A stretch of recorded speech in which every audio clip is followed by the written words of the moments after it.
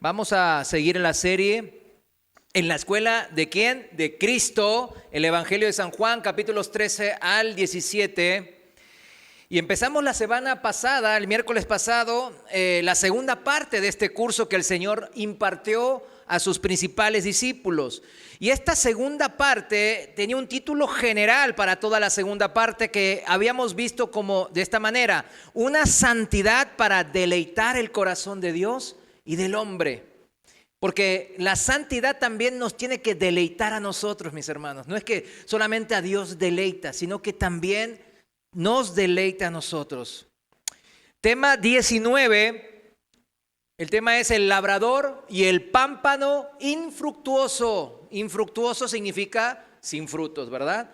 El labrador y el pámpano infructuoso. Y nos lleva al Evangelio de Juan, claramente en el versículo 15, en el capítulo 15, versículo 1 al 4. 15, versículo 1, Reina Valera, dice así: yo soy la vid verdadera y mi Padre es el labrador. Todo pámpano que en mí no lleva fruto, lo quitará. Y todo aquel que lleva fruto, lo limpiará, para que lleve más fruto. Ya vosotros estáis limpios por la palabra que os he hablado. Permaneced en mí y yo en vosotros. Como el pámpano no puede llevar fruto por sí mismo, si no permanece en la vid, así tampoco vosotros, si no permanecéis en mí. Así dice el Señor, amén. En el mundo de la vinicultura, ¿verdad? De los viñedos, de la producción de los vinos, ¿verdad? El secreto de una buena producción, de una buena cosecha, recae en que la uva sea buena. Y esta, para ser buena, debe de comenzar con la mejor vid que uno pueda conseguir. En esta vid pues saldrán los pámpanos, las ramas, de las cuales se va a nutrir del vigor y de los recursos que están presentes ¿en dónde? En la vid. ¿Para qué? Para producir racimos de uva pues exquisitos, ¿verdad? Los más exquisitos posibles. No basta con esto solo, mis hermanos, también. También hace falta que un labrador diligente y sabio que los vigile a todo el viñedo, a los pámpanos que dan ese fruto. ¿Para qué? Para asegurar que cumplan estos pámpanos su propósito de una manera adecuada. Que de vez en cuando el labrador los limpiará. De vez en cuando también los podará. ¿A quiénes? A los pámpanos. De otra manera, podrían desviar estos pámpanos los nutrientes de la vid y convertirlos en una cantidad enorme de hojas inútiles en lugar de producir uvas. Yo recuerdo cuando era niño, mi abuelo tenía un patio bien grande. Y en ese patio mi abuelo pues tenía un viñedo. Ahí puso, y yo veía que había un montón de hojas. Y mi abuelo se quejaba de que no había uvas. Y las hojas que había eran bien pequeñas y agrias. Y siempre decía, no, este viñedo lo voy a sacar nomás, le doy agua y abono y puras hojas, decía él. Y ahora me vino al recuerdo justamente eso, que los pámpanos pueden también desviar los recursos vitales de la vid a las puras hojas y no a los frutos. Algo así sucede con la provisión que Dios ha hecho para que su pueblo produzca los excelentes frutos del Espíritu Santo. No cabe duda en cuanto a la excelencia y a los recursos inagotables de Cristo, ¿verdad que no? Él es la vid verdadera y no nos cabe la menor duda de que Él es la excelencia de la vid y tiene recursos inagotables. Tampoco cabe duda de su capacidad y de su voluntad de poner a la disposición de los creyentes toda su gracia, todos sus recursos. Nunca nos cayó el 20 así, ¿verdad? De que Jesús está dispuesto a poner todos sus recursos para nosotros, para que demos fruto.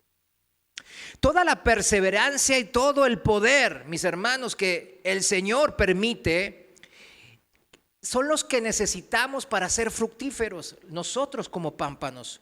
Cada uno en buena obra y en cada uno en buena palabra. Lo único que deben de hacer los pámpanos es entonces aprovechar estos recursos inagotables de la vid. Parece muy sencillo, ¿verdad que sí? Parece sencillo, pero cada uno de nosotros en nuestras vidas particulares como cristianos vemos que no es tan sencillo.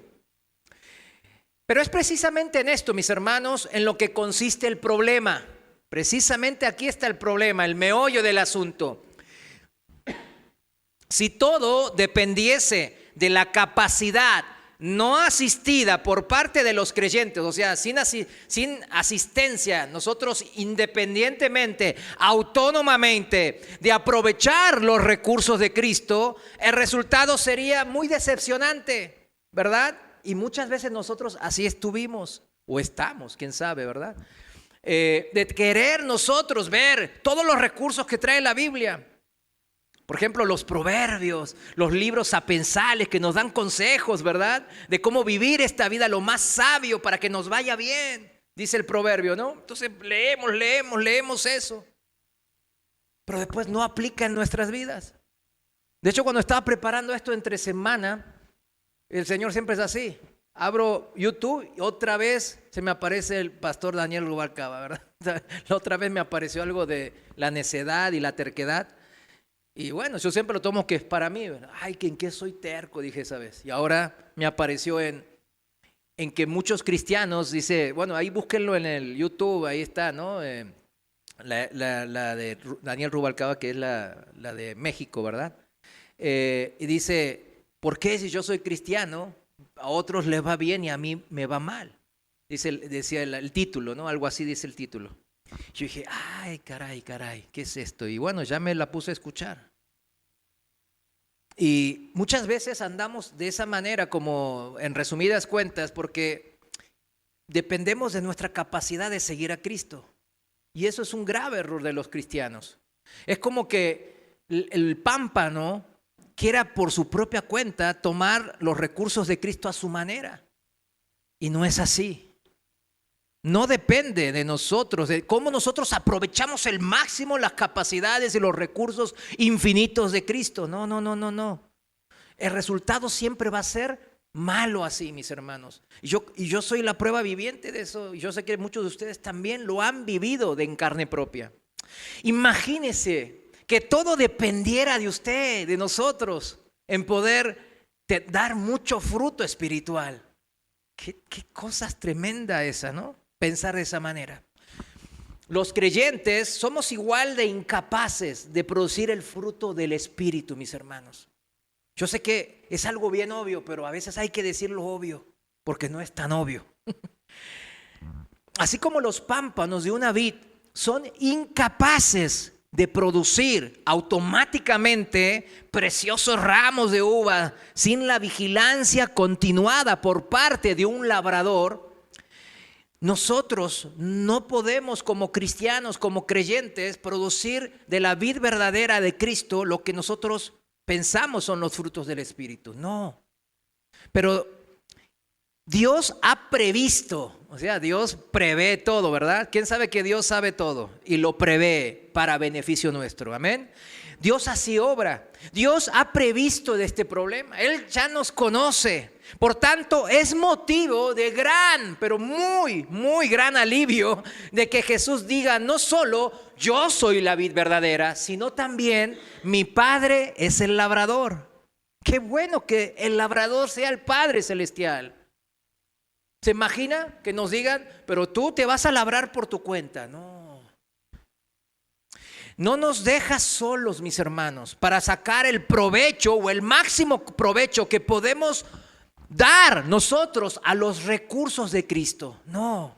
Tenemos nuestras responsabilidades, ¿verdad que sí? Digan amén, ¿verdad? Amén. Tenemos nuestras responsabilidades, que son enormes y son de gran alcance. Claro que sí. No obstante, mis hermanos, la primera y la más importante responsabilidad corresponde a Dios mismo. Escúcheme bien para que no genere malas interpretaciones al respecto. La primera y más importante responsabilidad corresponde a Dios mismo. Anótelo de esa manera. Ahora vamos a decir por qué. No es después, me va mal y así. No, es el labrador el culpable. No. Fue suya, fue de Dios la iniciativa de expresarse, de manifestarse, de ponerse de manifiesto su carácter, de poner de manifiesto su gracia, su propósito de salvación y bendición hacia los hombres. A través nuestro también fue su plan, a través de la iglesia, de que la salvación sea compartida hasta lo último de la tierra. Fue Él quien nos incorporó a Cristo, dice la palabra. Nosotros no estábamos incorporados a la vid verdadera, pero fuimos injertados a Cristo, la vid verdadera. Primera de Corintios, capítulo 1, versículo 30. Acompáñame aquí en este muy importante versículo, tan olvidado a veces. En la Reina Valera actualizada, Primera de Corintios, capítulo 1, versículo 30, Reina Valera actualizada, dice así la palabra de Dios. Por Él, Dios, están ustedes, los creyentes, en Cristo Jesús, a quien Dios hizo para nosotros sabiduría, justificación, santificación y redención. Amén. Para que, como está escrito, el que se gloría, gloríese en el Señor. Todo, mis hermanos, es responsabilidad, la principal, dijimos, de Dios. Pero Él ya provió y dio una provisión perfecta y hermosa a través de su Hijo amado Cristo, nuestro Señor, a quien Dios hizo para nosotros sabiduría, justificación, santificación y redención, mis hermanos. Todo lo importante de la vida cristiana, Cristo nos los ayuda a lograrlo. En la traducción viviente me gusta, se entiende un poco más fácil.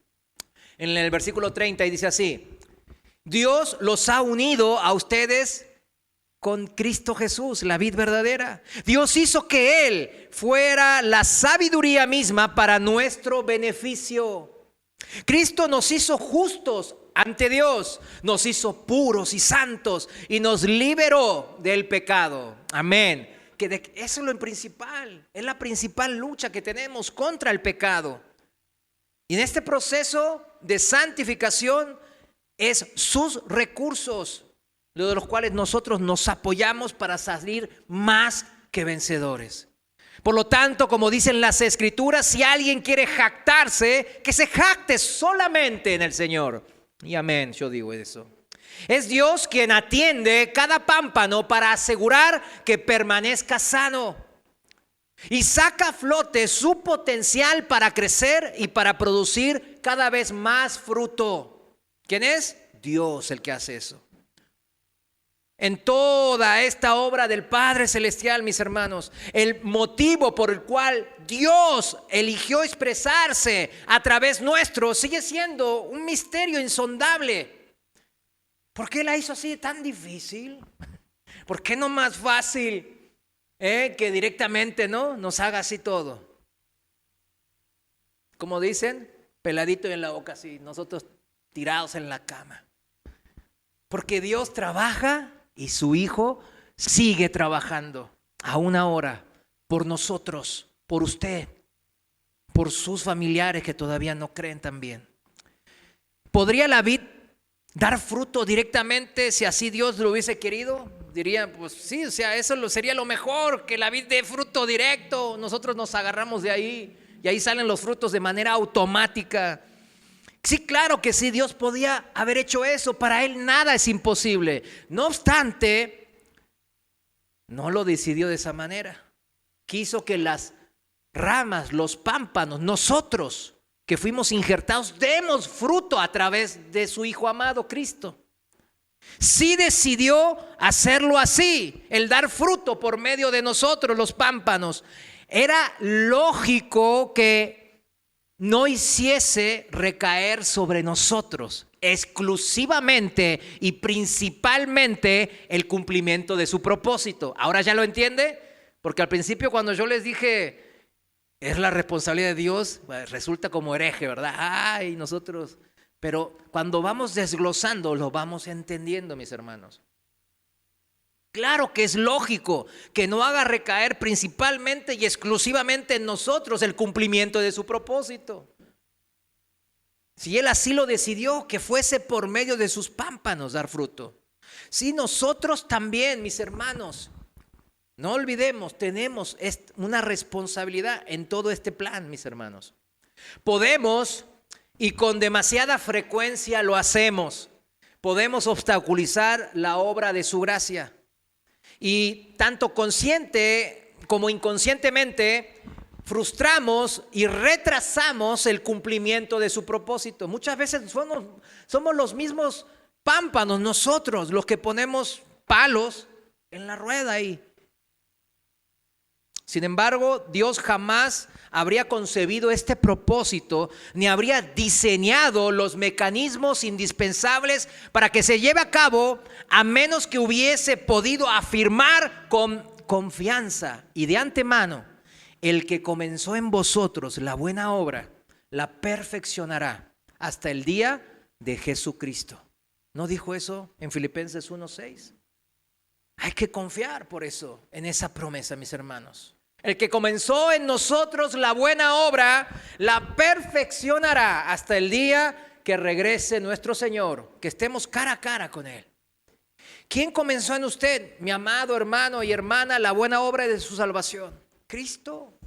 ¿Y quién la perfeccionará hasta que estemos cara a cara con Él? Pues el labrador. Él va a perfeccionar. Él va a guiarnos, podarnos si es necesario, para que demos mucho fruto. Esto nos lleva a analizar las actividades del labrador y la responsabilidad de los pámpanos, ¿verdad? Ya vimos que la principal responsabilidad es del Señor, pero Él preparó todo en su gracia para que sea fácil nosotros ir a los recursos de Cristo. Pero ahora vamos a ver entonces qué hace el labrador y cuál es la responsabilidad nuestra como pámpanos. Fíjense, a la proclamación, yo soy la vid verdadera y mi Padre es el labrador, siguen 4 grandes afirmaciones, 4 grandes verdades. Número 1, en Juan 15:2 dice, habla de los pámpanos infructuosos, el tema de hoy, los pámpanos sin fruto. Y dice así la palabra: todo pámpano que en mí no lleva fruto, ¿qué hace? Lo quitará. Ahí está. Número 2 de sus afirmaciones a la proclamación de que yo soy la vid verdadera y mi Padre es el labrador. La segunda afirmación está también en el versículo 2 y habla de los pámpanos ahora fructíferos, que dan fruto. Y dice así: y todo aquel que lleva fruto, lo limpiará para que lleve más fruto. Ahí está. Ese es el punto 2, la segunda afirmación. La tercera afirmación está en el versículo 3. El método de limpieza, porque recién dijimos que en la segunda afirmación que lo limpiará a los que llevan fruto. Entonces, ¿cuál es el método de limpieza? Dice así: ya vosotros estáis limpios. ¿Por qué? Por la palabra que os he hablado, dijo el Señor. ¿Por qué nos limpia? A través de su palabra. Y la cuarta afirmación está en el versículo 4. Y habla de la responsabilidad de nosotros, los pámpanos. Dice así: permaneced en mí y yo en vosotros. Como el pámpano no puede llevar fruto por sí mismo si no permanece en la vid, así tampoco vosotros si no permanecéis en mí, dijo el Señor. Fijémonos entonces en las proporciones. Fijémonos en las proporciones. 3 de las 4 afirmaciones que acabamos de mencionar tienen que ver con lo que hacen el Padre y el Hijo al ocuparse de nosotros los pámpanos. ¿Se dan cuenta? 3 de 4. Y de las 4, solo una recuerda a los pámpanos cuál es su responsabilidad. ¿Se dan cuenta? 3 hablan de qué? De que lo que hacen. Demuestran lo que ya hicieron y lo que siguen haciendo el Padre y el Hijo. En nosotros, los pámpanos. Y solo una nos recuerda a nosotros en nuestra responsabilidad. Entonces vamos hoy a centrarnos en el pámpano infructuoso y el siguiente miércoles veremos el pámpano que tiene fruto, ¿verdad? Llama la atención que la primera preocupación, por así llamarlo, por parte del labrador, que se menciona en este texto es la de sacar de en medio, ¿a quiénes? A los pámpanos infructuosos. Fíjense, es lo primero. Lo primero que él dice, los voy a hacer, no, dice, voy a sacar de en medio a los pámpanos que no tienen fruto. Y es, mis hermanos, comprensible que sea así. La razón de ser de la vid es que los pámpanos produzcan ¿qué? Uva, fruto. El pámpano de una vid no tiene razón de existir si no es para ¿qué? Producir uvas, frutos. Esa es su razón de ser de esos pámpanos. Hacía siglos, mis hermanos, que Dios recordó al profeta Ezequiel que la madera de la vid no sirve para ningún otro propósito. No es posible tallarla, ni siquiera sirve para hacer una estaca, de nada. Vayamos a Ezequiel capítulo 15, mis hermanos, para ver esto. Ezequiel capítulo 15, versículos desde el 1. Lo voy a leer en la traducción viviente. Y dice así, Ezequiel 15:1. Luego recibí este mensaje del Señor: hijo de hombre, ¿cómo se compara una vid con un árbol? ¿Es la madera de una vid tan útil como la de un árbol? En la Reina Valera dice, esta pregunta es así: ¿qué es la madera de la vid comparada con la madera de cualquier otra rama de los árboles del bosque? O sea, dando a entender que la madera de la vid no sirve para nada. Versículo 3 en la traducción viviente. ¿Sirve su madera para hacer objetos como ganchos para colgar ollas y sartenes? No, solo sirve para leña, y aún como leña se consume demasiado rápido, dice la palabra. Las vides son inútiles antes y después de arrojarlas al fuego, concluye. Wow. O sea, no sirven para fuego, no sirven para utensilios, objetos, para nada. Las vides solo sirven ¿para qué? Para dar fruto, la uva. Dios se ha propuesto que cada pámpano cumpla este propósito, mis hermanos. Ese es el propósito de Dios. Muchos, ahora que está de moda, en boga, en estos últimos tiempos, la doctrina de la prosperidad, ¿no? O sea, ver por las cosas materiales en primera instancia y que Dios sea nuestro ayudador para nosotros obtener todo eso material que queremos y deseamos y anhelamos en esta vida. Esa es la manera, ¿no? El nuevo evangelio de la prosperidad, le digo yo. Pero Dios ha propuesto que demos mucho fruto espiritual que abunde, mis hermanos, no eso que acabamos de mencionar. Debemos de hacer aquí entonces una pausa, miren, hay muchas interpretaciones de esto y vamos nosotros rápidamente a desglosar 3 interpretaciones erróneas, ya de una vez se los digo, para que no piensen que son las meras buenas. Puesto que la palabra griega que aquí se utiliza en el Evangelio de San Juan, capítulo 15, versículo 2, airo, que se emplea aquí para describir la intervención del labrador, es un motivo de mucha discusión teológica, vamos a llamarlo así. El significado original de la palabra airo, es que habla de la intervención ¿de quién? Del labrador. La palabra original significa levantar. Sin embargo, puede tener diferentes acepciones, significados según el contexto. Puede significar simplemente levantar, como en el caso de Juan capítulo 11, versículo 41, donde Jesús levantó los ojos a Jairo antes de orar al Padre delante de la tumba de Lázaro. O puede decir la palabra airo, tomar, como en Mateo 20:14, tomar lo que es tuyo. Toma lo que es tuyo, le dice en la parábola de los obreros de la viña. Cuando los obreros se quejaban, ellos trabajaron menos. Tú toma lo que es tuyo. ¿Qué hay si yo quiero ser justo y darle más a ellos? Es mi dinero, le dijo el Señor, ¿verdad? En otros contextos podríamos aplicar el significado tomar y llevar también, airo, como en Mateo 11:29, que dice, llevad mi yugo sobre vosotros, airo, tomar y llevar. En otros contextos puede significar, fíjense bien, esta palabra puede significar muchas cosas, por eso fue motivo de grandes debates en lo que significaba la parábola de la vid y el labrador, ¿verdad?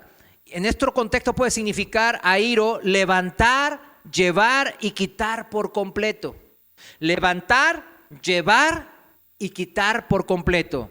Como en el caso de Lucas 6:29, que dice, al que te quite la capa, ni aun la túnica le niegues, ¿verdad? Al que te quite, hay también airo. Cuando nos habla, ¿verdad?, del amor al enemigo, ¿no? El Señor. Dice, al que te quite la capa, pues dale también, no le niegues la túnica. O sea, no andes en broncas. Él quiere eso, pues yo te voy a proveer con algo mejor. Confía en mí, etcétera, ¿no? En la voz pasiva de la palabra griega airo, también en Marcos 11:23, que dice, quítate y échate en el mar, señalando un monte cuando les explicaba que él maldijo a la higuera, ¿no? Y la higuera se secó y dice, ¡ay, mira la higuera que maldeciste se secó! Ustedes, pues también con esa misma fe, ustedes les pueden decir a este monte, quítate y échate en el mar, y si su fe está firme, pues va a pasar, dijo el Señor. Entonces, aquí significa quitarse y echarse, ¿no? Dadas las diferentes posibilidades, algunos teólogos, exégetas, ¿verdad?, han sugerido que lo que hace el labrador, ahora yendo de vuelta a Juan capítulo 15, ¿no? Lo que hace el labrador no es quitar el pámpano. Fíjense bien cómo lo interpretan. Ya dije que eran erróneas, ¿no? Pero ya les anticipé, ¿no? Pero estos exegetas, teólogos de la Biblia, dicen que el labrador no significaba que no es quitar el pámpano infructífero de la vid, sino de levantarlo y apoyarlo, ¿verdad? Ahora que vimos los varios significados, pues basan en esos otros significados. Dicen, no, aquí no significa que lo quite, sino que el Señor es tan bueno y amoroso que lo va a levantar, ¿no? Y lo va a apoyar, ¿verdad? Según esta opinión, nuestro Señor se refiere a un método de producción de uva. Ellos así señalan, estos teólogos, que es real en el mundo vitícola, ¿verdad?, de los viñedos. Es una técnica real y sigue practicándose a la fecha en las colinas del sur en Jerusalén. Allí las vides corren por el suelo, pero a fin de impedir que la uva se salpique de barro, los labradores levantan el pámpano principal y lo colocan debajo de unas cuantas piedras, dicen. Ese es el método. El pámpano elevado sobre estas piedras atrae más sol y al no arrastrarse por el barro, está rodeado de más aire, de modo que produce más fruto y de mejor calidad. Es un método que todavía se aplica, es real. Por tanto, según se sostiene, cuando el labrador se percata de que un miembro del cuerpo de Cristo no lleva nada de fruto, levanta ese pámpano, lo levanta, dicen ellos, ¿no? Sacándole de cualquier circunstancia contaminante y difícil que se encuentre donde él se haya metido, ¿verdad? Apoyándolo para que lleve mucho fruto. Así dicen estos exégetas, así dicen. ¿Será cierto esta interpretación? Pues yo ya les dije que no, ¿verdad? Esta interpretación es la que recién les dije, muchos de los del Evangelio de la Prosperidad aplican, ¿verdad? Aquí. Dice, no, esto no significa que lo van a quitar, sino que el Señor te va a levantar y te va a empoderar, te va a sacar el campeón que está en tu corazón y todo tu potencial será para arriba. No, el tipo está bien mal con el pecado. ¿Y qué va a exacerbar el Señor, el labrador ahí? El potencial de pecador, ¿verdad? O sea, yo no entiendo ese tipo de cosas, de ese tipo de interpretaciones, pero es algo que es muy común, este tipo de interpretaciones, en esta parábola que estamos estudiando del Evangelio de San Juan, capítulo 15. Por eso se las menciono, porque cuando lo escuchen de algún hermanito por ahí, ustedes no caigan en la trampa, ¿no? Aleluya, amén. El Señor me va a querer podar en todo caso, sacarme algunas cosas que no son buenas en mi vida. En primer lugar, porque esto está mal, mientras el vocablo griego significa levantar y llevar, como dijimos al principio, ¿no? Dijimos que sí, eso significa levantar y llevarlo y apoyarlo, pero difícilmente va a significar levantar y apoyar desde abajo, como ellos lo interpretan, según lo que ellos hacen la analogía, ¿no? De que realmente es lo que pasa, ¿no? Cuando se hace eso. En segundo lugar, dicha acción se realiza cuando el pámpano no lleva nada de fruto. Según esto, ¿verdad? Fíjense, en la Judea actual, todos los pámpanos se apoyan encima de hileras de piedra, no solo los infructuosos. ¿Sí me entiende? Ellos le hicieron esa analogía con la vida real, pero eso pasa para todos los pámpanos, tengan frutos o no tengan frutos. Pero en esta parábola que el Señor nos enseña en Juan capítulo 15, está hablando de ¿quiénes? De los infructuosos ahora, ¿verdad que sí? Entonces no está hablando de cualquier pámpano. Por eso esta manera de interpretación es, ¿qué dijimos? Incorrecta, errónea. Volvamos un tanto de vuelta a la traducción. Todo pámpano que en mí no lleva fruto, lo quitará, dice la palabra, ¿no? Juan 15:2. En términos prácticos, ¿a qué operación se refiere? ¿Qué operación es la que está ahora mencionando? ¿Podría entonces espiritualmente tratarse de una, como dicen, excomunión de la iglesia? O sea, ser echados del cuerpo de Cristo. Sería otra manera de hecho, los exegetas, la otra manera, se van al otro extremo. Lo interpretan de una manera en que significa que el labrador los va ¿a qué? Echar de su iglesia. Fuera. ¿Por qué? Ustedes no han dado fruto. Fuera. ¿Será eso también el caso? Primera de Corintios capítulo 5, versículo 2 y versículo 13. Primera de Corintios 5, 2 y también el versículo 13. Pablo, yo les resumo para seguir avanzando. Pablo reprocha a los cristianos en Corintio que no se ocuparon de un miembro de la iglesia, que muy descaradamente y sin arrepentirse había cometido un pecado moral horrible, ¿verdad? ¿Se acuerdan de ese pecado que al que andaba con su madrastra, verdad? Y ellos lo tomaban como si nada y ahí seguía el pecador sin ser redarguido. Sin nada, ahí seguía, los líderes no le decían nada, los hermanos, ¿qué onda, hermano? Que Dios te bendiga. Y ay, sí, gracias, me estás recontra bendiciendo. Y ahí sí, así, al parecer así estaba.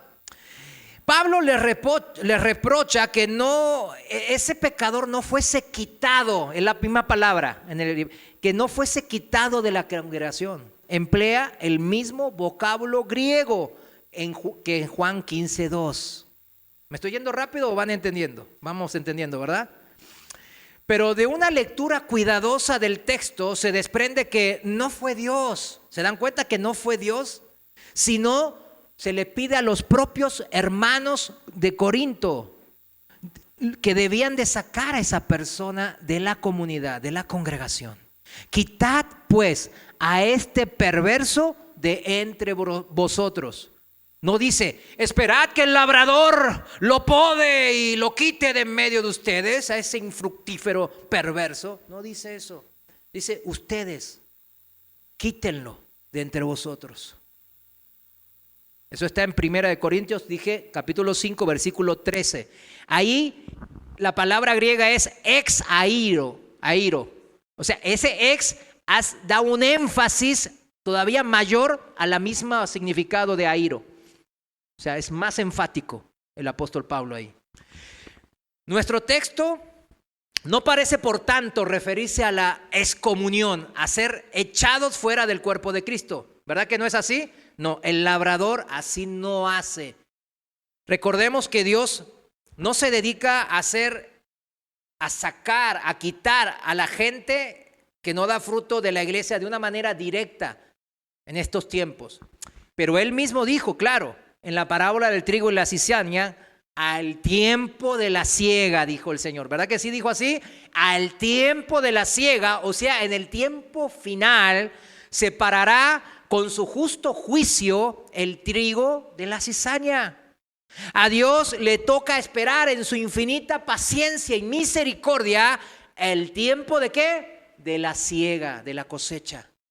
Ahí sí, Él va a hacer bien de cabritos y ovejas. Ahí sí los va a separar. Pero mientras tanto, en esta era que vivimos, en este mundo imperfecto que vivimos, Él no es su trabajo hacerlo. Entonces, podría ser el proceso, la tercera opción.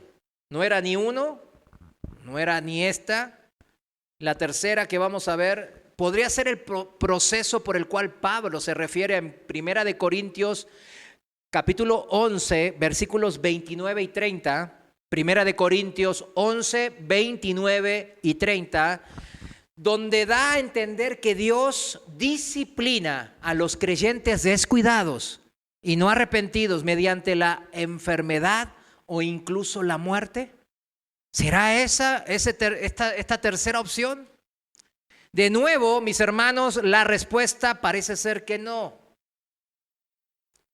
Aquí hablamos otra opción que solemos caer, ¿verdad? A ese cristiano está así porque Dios lo está disciplinando.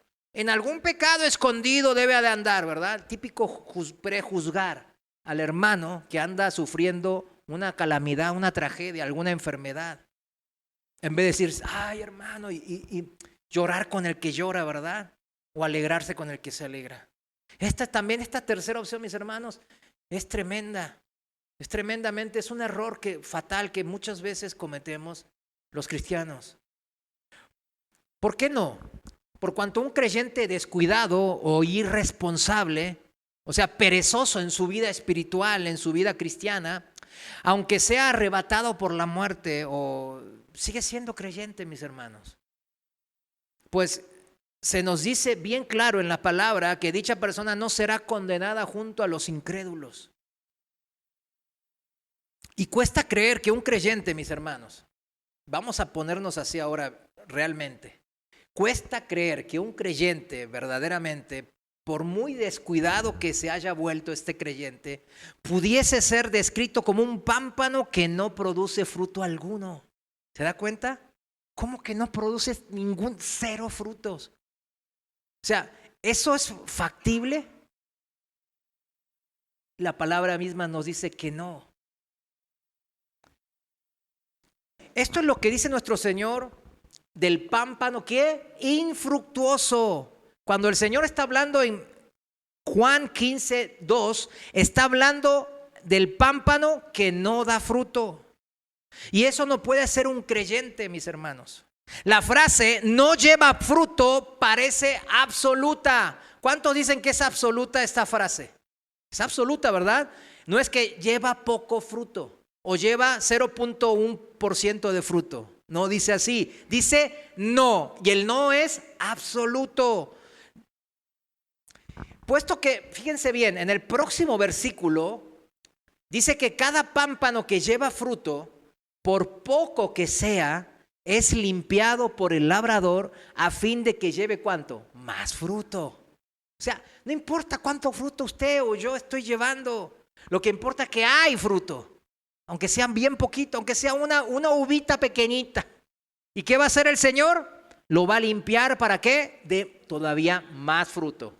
Al que tiene 2, 3. Al que tiene un racimo bien grande, todavía 2 racimos bien grandes, etcétera. En contraste, mis hermanos, el pámpano que se quita es un pámpano completamente, dijimos, sin fruto. Y ahí está la clave de interpretar esto bien, de una manera bíblica, de una manera según el pensamiento de Dios, mis hermanos. No estas tres formas que vimos, que son producto de doctrinas de hombres y que siempre va a haber, siempre nos llevan a desviarnos del carácter de Dios. Entonces, no quitemos y no perdamos de vista de qué pampa nos está refiriendo, cuál va a ser quitado. ¿Cuál va a ser quitado? El que está completamente sin frutos. Representa a una persona en quien no se ha visto nunca, jamás, ningún indicio del fruto del Espíritu Santo, mis hermanos. ¿De qué clase de persona se trata entonces?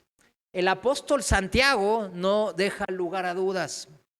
Si en alguien que reivindica ser creyente no se encuentra ninguna obra que demuestra que lo sea, su fe, dice, está muerta. No es una fe genuina, significa. Su reivindicación de que dice, yo soy cristiano, yo creo en Jesucristo, pues es falsa, dice el apóstol Santiago. Eso para el que anota está en Santiago capítulo 2, versículo 14 al 26. Vamos a leer un par de pasajes, versículos de ahí. Vamos a Santiago 2:14 en la Reina Valera actualizada. Santiago 2:14 dice así: hermanos míos, ¿a quién se dirige? A los hermanos. Si alguno dice que tiene fe y no tiene obras, ningún fruto, aunque sea pequeñito. Digamos, antes tomaba y ahora ya deja, a veces cae, recae, pero ya está batallando ahí. Ya es un fruto bien pequeño, ¿sí o no es un fruto pequeño? Los que éramos borrachos lo sabemos. Que sí, si es un fruto, pues si ni eso, ni nada, sigue con su misma vida, ¿de qué sirve? Dice aquella palabra. ¿Puede acaso su fe salvarle? ¿Cuánta gente conocemos que dicen ser cristianos? ¿Cuánta gente dice, sí, yo creo en Dios? Yo creo que Jesucristo murió en la cruz. Amén, dicen. Pero no hay frutos, no hay obras de ninguna clase en su vida, no se puede ver nada. ¿De qué sirve? Dice la palabra aquí, Santiago. ¿Puede acaso su fe salvarle? La respuesta es una pregunta retórica. La respuesta es obvia, no. Versículo 17, así también la fe, si no tiene obras, y es concluyente aquí, mis hermanos. La fe, si no tiene obras, ¿qué dice? Está muerta en sí misma. O sea, no sirve para nada. Voy a continuar en la traducción viviente, mis hermanos, versículo 18 al 20. Traducción viviente. Ahora bien, dice la palabra, ahora bien, alguien podría argumentar, porque de esos hay muchos, ¿verdad? Argumentamos. Algunas personas tienen fe, otras buenas acciones. Pero yo les digo, ¿cómo me mostrarás tu fe si no haces buenas acciones? Yo les mostraré mi fe con mis buenas acciones, dice el apóstol. Tú dices tener fe porque crees que hay un solo Dios. Miren, aquí está justamente con los que muchos que nos encontramos en las calles, ¿verdad? Y en nuestras propias familias. Tú dices tener fe porque yo creo en Dios. Dios creó, es el creador del universo. Y Cristo es su Hijo. Bien hecho. Aún los demonios creen y tiemblan aterrorizados, dice esta versión. Versículo 20, qué tontería. ¿Acaso no te das cuenta de que la fe sin buenas acciones es inútil? Ellos pueden decir lo que sea. Yo soy cristiano, aleluya, viva el Señor, Jesucristo es mi Señor y mi Salvador, yo me bauticé, yo tengo aquí mi certificado de bautismo, yo iba al instituto bíblico. Pueden decir lo que sea. Yo me congrego y nunca falto, yo qué sé, pero si no hay una sola demostración en su vida de fruto que nace de esa fe, es en vano, es inútil, mis hermanos. Esa fe no sirve ¿para qué? ¿Para qué sirve? Para nada. ¿Para qué es la fe en Cristo Jesús? ¿Para qué es la fe, mis hermanos? Es una pregunta sencilla, ¿verdad? ¿Para qué es la fe? para ser como Cristo, mis hermanos. No es para salvarme. ¡Ay, ya me salvé! ¡Ay, ay, ay, ay! Me salvé del fuego. ¡Ay! Tenía miedo a estar ahí en el infierno. Los demonios también tiemblan de ese infierno, pero no obedecen. ¿Para qué es la fe? Para ser como Cristo. Una persona que da, ¿qué es Cristo? Es una persona que dio buena fe, testimonio de quién es Él, Hijo de Dios. Usted y yo somos cristianos, tenemos que dar ese mismo ejemplo que Cristo, dar buena fe, testimonio vivo de que somos también hijos de Dios.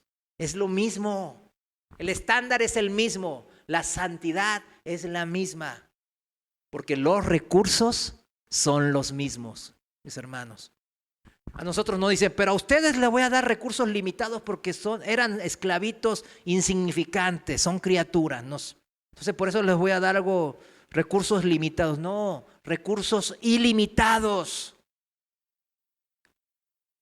Usted y yo somos cristianos. Tenemos que dar, si somos cristianos, tenemos que dar ese mismo ejemplo que Cristo dio, testimonio de buena fe. Ese es nuestro ADN espiritual que fluye por nuestro ser espiritual, mis hermanos. No podemos negar de este ADN que tenemos en Cristo Jesús. El Señor enseña, fíjense bien, enseña lo mismo en los evangelios que acabamos de leer en la carta de Santiago. En la famosa parábola del sembrador, en Lucas capítulo 8, versículos 13 al 15, ahora lo vamos a leer. En la famosa parábola del sembrador da a entender que la señal inequívoca del creyente es que lleve fruto con perseverancia, dice la palabra. Que llevemos fruto ¿con qué? Con perseverancia. Eso es algo importantísimo. Las semillas que cayeron en el camino, pues esas ni las consideremos, ¿verdad? Porque el diablo se las llevó la palabra y ni caso le hicieron. Pero vayamos a Lucas capítulo 8, versículos desde el 13, en la Reina Valera lo voy a leer, y dice así: los de sobre la piedra son los que, habiendo oído, reciben la palabra con gozo, pero estos no tienen raíces. Miren bien cómo dice, ¿qué tienen? No tienen raíces. Creen por algún tiempo y en el tiempo de la prueba se apartan, porque no tienen raíces, no tienen a la vid verdadera en sus corazones. Versículo 14, la que cayó entre espinos, estos son los que oyen, también oyeron, pero yéndose son ahogados por los afanes y las riquezas y los placeres de la vida. Y no significa disfrutarlas, sino anhelarlas también, añorar, no más eso. No más eso estoy diciendo, ¿no? Porque no es malo querer tener una buena vida en esta vida, no es pecado. El problema es cuando nomás nos vamos sobre eso. Entonces acá dice, son como los que cayeron en los espinos. Y dice, y esto es contundente, y no llevan frutos. Esas personas que siguen el evangelio de la prosperidad, por llamarlo de una manera, nomás andan por las cosas de esta vida, que se va a ser quemada por el fuego. Y le dan la importancia aún mayor que Dios. Esos dice que no van a llevar frutos. Porque no han confiado en Cristo, sino que ¿en quién confían? En las cosas de este mundo. Por eso añoran las cosas de este mundo. Versículo 15. Mas la que cayó en buena tierra son los que con corazón bueno y recto retienen la palabra oída. Ahí está. Son los que oyen y retienen esa palabra en sus corazones. Y así dan frutos con perseverancia. Los que tienen oídos, que escuchen, mis hermanos. Los que creen durante un tiempo, pero que en tiempo de prueba se apartan, desaparecen por carecer de raíces, mis hermanos. ¿Cuál es su raíz? ¿Cuál es? Mis raíces son, en Corea y no sé. No, mi raíz es Cristo. Yo ahora soy ciudadano nuevo en Cristo, mis hermanos. Mi raíz no está, pues no voy a, también vivo en este mundo. Pero mi principal raíz ahora es Cristo Jesús. Nunca esta gente que por un tiempo escucharon o permanecieron ahí, pero al momento de la prueba se apartan, empiezan a sufrir las vicisitudes de la vida y se apartan. ¿Qué pasa? Si no hay raíz en Cristo, mueren. Nunca van a producir ningún fruto. Les sería imposible porque no tienen a la vid que da los recursos para ese fruto. Ellos no eran creyentes genuinos, según la palabra que acabamos de leer.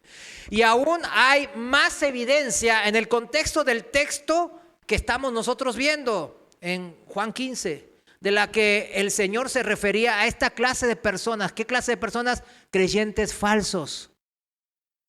Entonces, ¿cómo es la manera de interpretar bien a esa gente que es quitada? Que son creyentes falsos. No está hablando de creyentes que han tropezado, de que andan en pecado y Dios los está disciplinando, de que creyentes que Dios los va a levantar de sus pecados para hacer quién sabe qué cosa con su vida, para ser presidentes y proclamar a Cristo, México para Cristo, ¿verdad? No, eso no está en la Biblia. Nos va a dar más evidencias los pasajes en el Evangelio de San Juan. Ahora van a ver, mis hermanos, ¿de qué? De lo que el Señor se refería a estos falsos creyentes cuando advirtió del peligro de ser quitados de la vid. Porque hay una advertencia para esas personas de ser quitados de la vid. Recordemos el primer párrafo en Juan capítulo 13. Allí el Señor dijo: el que está lavado no necesita sino lavarse los pies. Vosotros estáis limpios, aunque no todos. Y Juan explica el motivo de esta última frase, aunque no todos, porque sabía quién le iba a entregar, dice en Juan 13, 10 y 11, porque sabía el Señor quién le iba a entregar, por eso dijo: no estáis limpios todos. Volvamos a nuestro texto donde encontramos un eco de estas palabras que acabamos de leer en el capítulo 13. Habiendo dicho: todo aquel que lleva fruto lo limpiará para que lleve más fruto. O sea, añade: ya vosotros estáis limpios. Estoy en Juan 15, versículos 2 al 5. Todo aquel que lleva fruto, ¿qué hace el Señor? Lo va a limpiar para que lleve todavía más fruto. Y añade ahí mismo: ustedes, mis discípulos verdaderos, ya están limpios. Pero esta vez no dice aunque no todos. ¿Verdad que no dice aunque no todos? La razón es muy evidente. Judas se había marchado ya se había ido para ir con sus secuaces, los sacerdotes, el sumo sacerdote, para venir a traicionar al Señor. Por tanto, Jesús no pudo decir con toda honestidad a los 11 que quedaban: ya vosotros, ya lo dijo con toda honestidad, a ellos, a estos 11 que quedaban: ya ustedes están limpios. Ustedes están limpios. Su afirmación nos podría parecer más que generosa, ¿verdad? Teniendo en cuenta que Pedro, como Jesús ya había señalado, estaba a punto de negarle. Y a los otros 10 que huyeron cobarde, en el próximo capítulo dice que van a huir ustedes y me van a abandonar, dice el Señor. O sea, es súper generoso, ¿verdad? Esta afirmación. A esta gente que va a negar al Señor y lo va a abandonar en su momento más oscuro, más difícil. A esos mismos 11 les dice: ustedes están limpios, el Señor.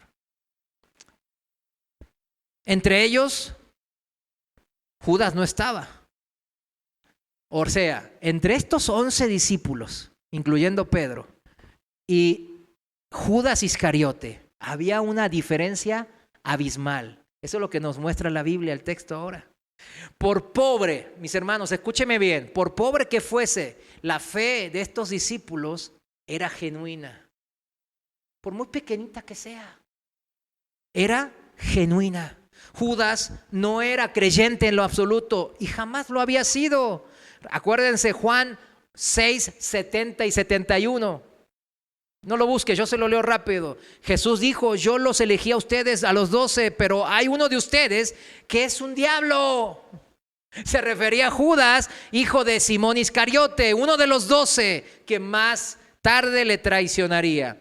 Fíjense, los 11, Pedro incluido, habían llevado fruto. Aunque este fruto, por supuesto, no dejaba mucho, pues sí, o sea, nos dejaba mucho que desear, era muy pequeño, casi no se veía. Pero el gran labrador no desprecia ni una sola uva, mis hermanos. Y yo le doy gracias a Dios, porque Él no desprecia lo poco que hemos producido nosotros, mis hermanos. Gracias a Dios es así, con esa gracia y misericordia que tiene. ¿Se imagina que si fuese un Dios como el Alá de los musulmanes? Híjole, ya estaríamos con la cabeza cortada varios aquí, ¿verdad? Vayamos a Hebreos 6:10. Hebreos 6:10 dice así: pues Dios no es injusto, no olvidará con cuánto esfuerzo han trabajado para Él y cómo han demostrado su amor por Él, sirviendo a otros creyentes como todavía lo hacen. Miren, servidores, los que están sirviendo en lo que sea en la iglesia, en sus casas también, lean Hebreos 6:10, les va a dar fuerzas.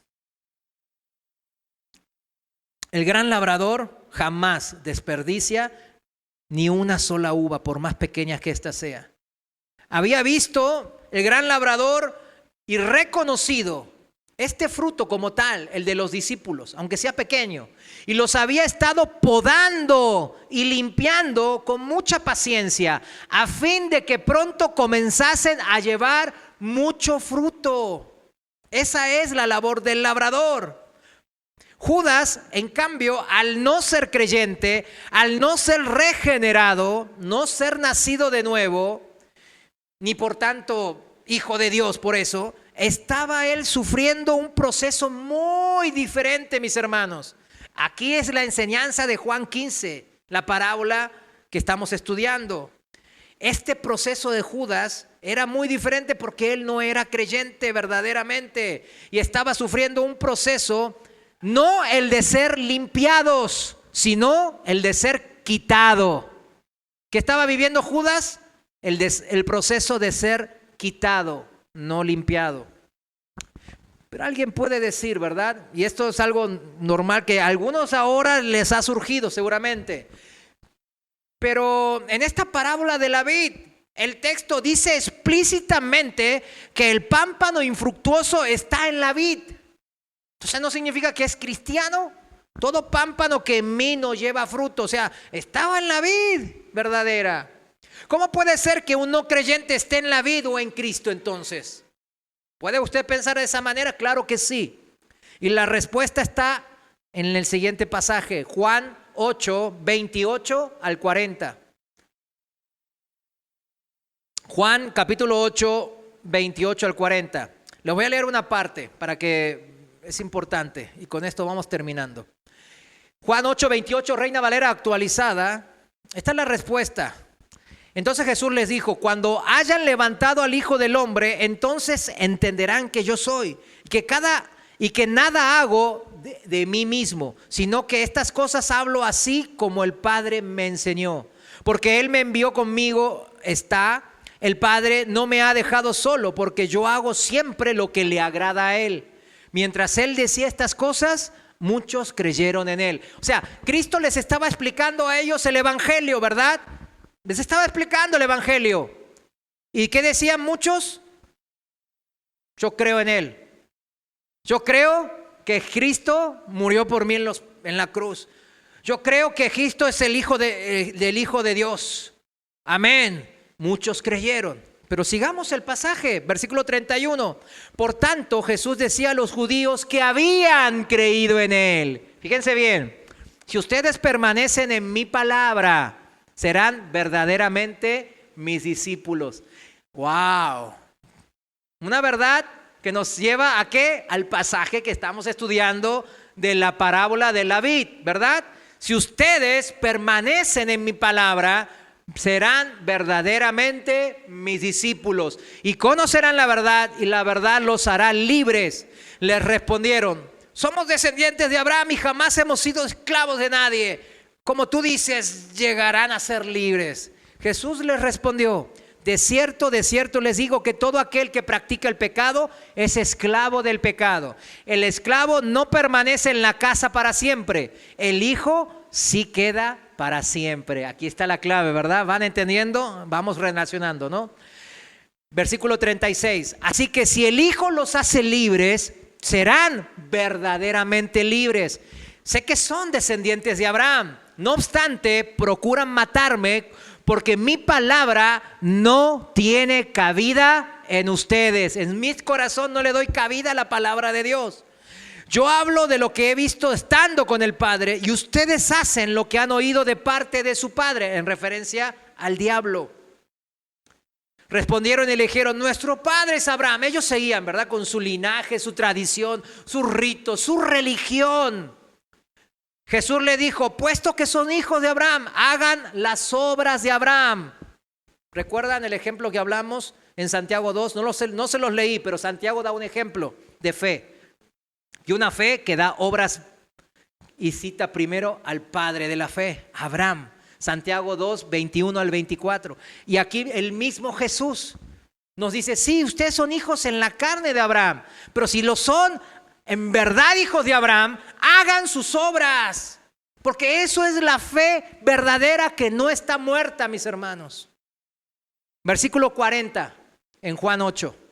Pero ahora procuran matarme a mí, dice el Señor. Un hombre que les he hablado de la verdad que oí de parte de Dios. Esto no lo hizo Abraham.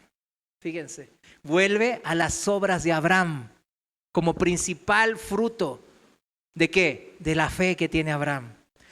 ¿Cómo se puede decir de un no creyente que está en la vid o en Cristo? Lo acaba de explicar el Señor en Juan 8, versículo 28 al 40.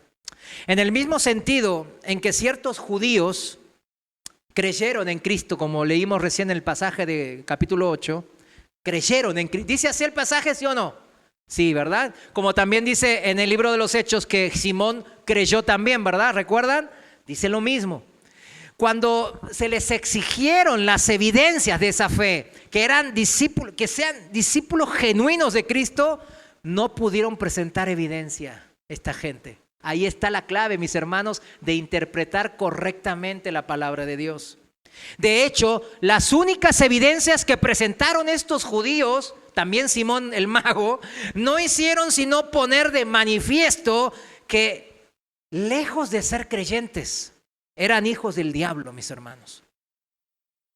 Ahora bien, las evidencias que se les exigieron a estos creyentes, entre comillas, de que eran discípulos genuinos de Cristo, eran estas. Dijo entonces Jesús a los judíos que habían creído en él: si vosotros permanecéis en mi palabra, seréis verdaderamente mis discípulos.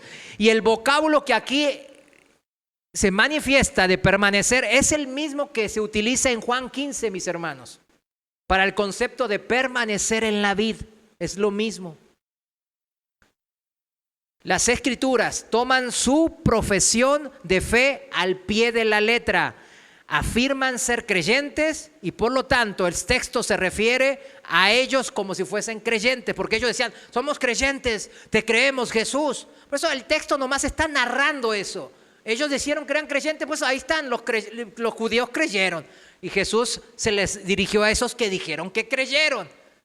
Pero en verdad el texto nomás dice a los creyentes. Así lo resumen, por eso dice creyentes. No es que se contradice. ¿Sí lo van entendiendo? Bueno. Pero luego, fíjense bien, cuando uno estudia el contexto, pero luego se les aplica una prueba. Y ahí viene la importancia de la prueba. Para demostrar si es genuina esa profesión de fe. Y resultan no estar dispuestos a permanecer en la palabra. Ahí está. Entonces, usted no se deje confundir. Ellos eran creyentes, pero siempre resultaron que flaquearon. No eran creyentes. Eran como Judas Iscariotes. Decían, profesaban ser creyentes, pero jamás querían permanecer en la palabra. ¿Quiénes permanecen en la palabra? El que confía en esa palabra. Yo confío en esa palabra, por eso quiero permanecer en esa palabra. Cuando no confiamos en esa palabra, pues no me interesa. No, ¿quién sabe si sea verdad? Mejor confío en mis habilidades que he aprendido, en mi experiencia, no en mi pariente que tiene ya dinero y poder, yo qué sé. Cristo, mis hermanos, ocurrió lo mismo con Judas, ¿verdad que sí ocurrió lo mismo? Al momento de la verdad, él decía que era discípulo, pero al momento de la verdad traicionó a Jesús. Cristo mismo lo había nombrado a Judas apóstol, Lucas 6:13 para el que anota. Había Judas gozado de un lugar privilegiado entre los compañeros íntimos de Cristo, en quien Cristo depositaba su confianza. Estaba él metido entre los 12. Cualquiera habría dicho que era un pámpano en Cristo, igual que los demás discípulos. ¿Verdad que sí? Así era. Sin embargo, la prueba, ahí viene bien claro, ¿qué cosa? La prueba demostró que no era creyente en verdad. Esa es la medida que nosotros somos probados por eso también, mis hermanos. Y esta lección nos sirve de advertencia claramente a nosotros en nuestras vidas diarias. La salvación es por fe, no es por obras. No obstante, mis hermanos, la salvación proporciona al creyente una nueva vida espiritual. Y esta vida inevitablemente se pondrá de manifiesto.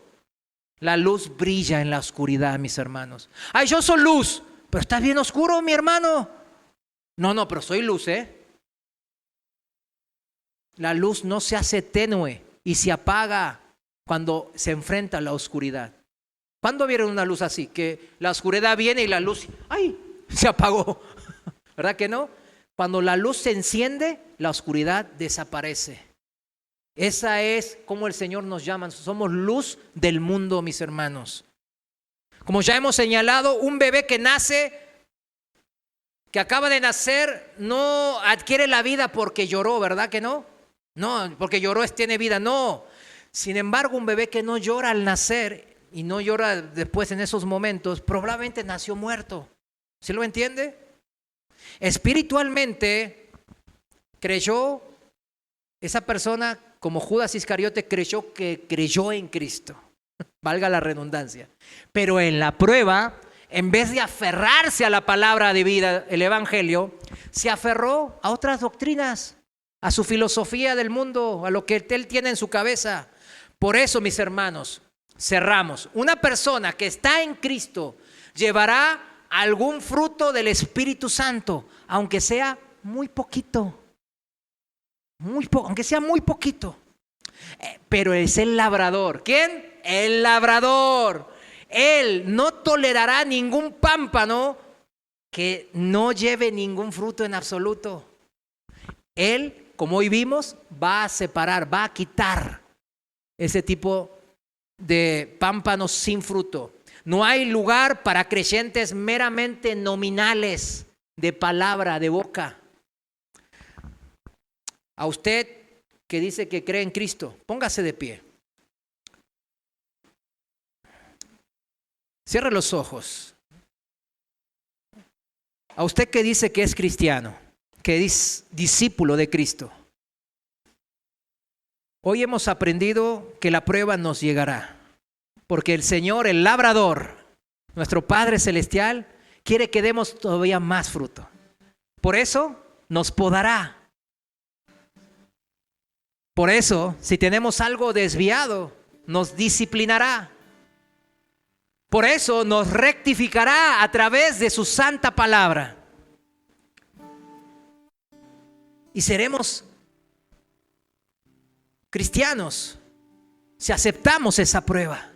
Y damos gloria y gracias a Dios por esa prueba que nos ayuda a dar todavía más y más fruto. Mi hermano, mi hermana, mi amado hermano, mi amada hermana, ¿a qué te aferras? ¿A la palabra de Dios en tiempos de prueba? ¿O las palabras que endulzan los oídos de la gente?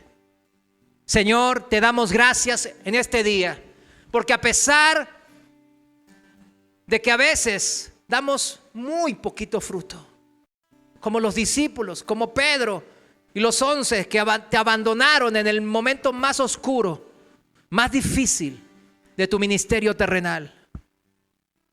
Pero igual tú les dijiste a ti, a ustedes, los limpiaré, los seguiré limpiando, porque ustedes sí son discípulos genuinos míos. Si han creído y han dado fruto, aunque sea bien pequeño, y te damos gracias.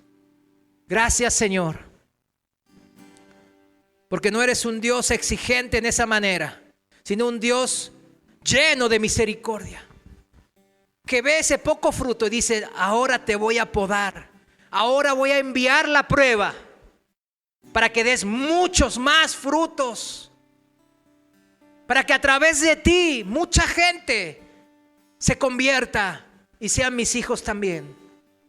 Gracias te damos, Señor, porque aceptamos esta promesa. Aceptamos ser luz y brillar en este mundo oscuro. Gracias, Señor, en el nombre de Jesús. Amén. Muchas gracias, mis hermanos. Dios les bendiga.